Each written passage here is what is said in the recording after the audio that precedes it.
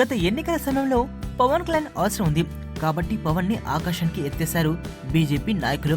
కానీ ఆ అవసరం ఇప్పుడు లేదు కాబట్టి పవన్ కళ్యాణ్ పై విమర్శలు గుప్పిస్తున్నారు. ఒంటి కాలు మీద లేస్తున్నారు బీజేపీ నాయకులు. తాజాగా పవన్ కళ్యాణ్ బీజేపీ పార్టీని, కేంద్ర ప్రభుత్వాన్ని టార్గెట్ చేస్తూ ప్రశ్నలు సంధించడంతో బీజేపీ నాయకులకు ఎక్కడా లేని కోపం వస్తోంది పవన్ పై. అందుకే పవన్ కళ్యాణ్ ని చీపురు పుల్లను తీసి అవతల పడేసినట్లు అవమానకరంగా మాట్లాడుతున్నారు.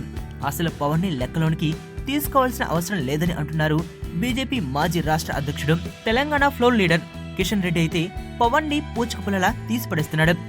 గత ఎన్నికల్లో పవన్ బీజేపీ టీడీపీ కూటమికి మద్దతు ఇచ్చిన విషయం తెలిసిందే.